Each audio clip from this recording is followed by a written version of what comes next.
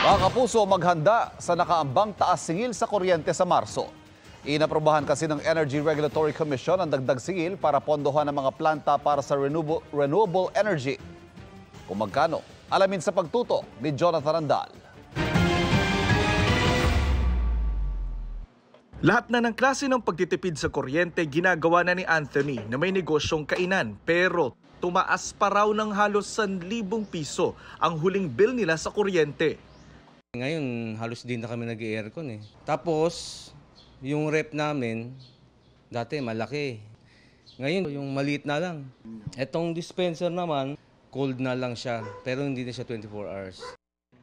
At sa Marso, asahan pang tataas yan. Inaprobahan kasi ng Energy Regulatory Commission o ERC ang adjustment sa sinisingil na FIT-all o Feed-in Tariff Allowance na makikita sa ibaba ng bill. Ito yung sinisingil sa lahat ng mga gumagamit ng kuryente para pondohan ang mga planta ng renewable energy gaya ng biomass, solar, wind at hydro plants.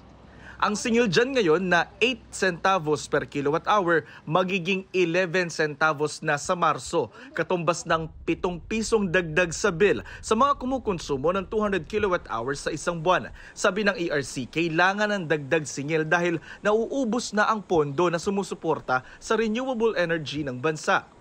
Kulang, in other words, yung 8 centavos na kinokolekta sa atin para punan yung pambayad dun sa mga renewable energy na sinusupply naman sa atin. Ang baba kasi ng WESM rates natin. Ang sistema ng pondo, kumukuha din siya sa WESM. Dahil mababa yung WESM rate natin, kailangan punan natin ng separately sa pamamagitan nitong FIT allowance, yung FIT-all fund. Sabi naman ng Meralco, tagasingil lang sila ng FIT-all charges at hindi sa kanila ito napupunta kundi nire-remit nila sa Transco o National Transmission Corporation. Pero bukod sa FIT-all adjustment, may iba pa bang nakaambang dagdag singil sa kuryente?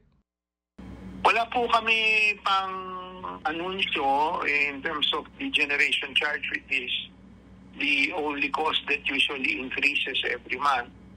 And so we will need to wait for the final billings from all our suppliers. 2015 pa naniningil ng FIT-all ang Meralco at ibang distribution utilities batay sa utos ng ERC. Pero noong 2023 sinuspindi ito ng 1 taon dahil sapat pa noon ang pondo para sa renewable energy at para tulungan na rin noon ang mga Pilipino sa gitna ng pagmahal ng kuryente. Pero ngayon, may pag-asa pa kayang suspindihin ulit ito ng ERC? Nakahanda naman kami palagi na bantayan para kung kailangang suspinde, titigil natin yung collection, di ba? But sa ngayon kasi kailangan nating patupad ito para naman mabayaran natin yung mga nagsusupply din sa atin ng renewable energy.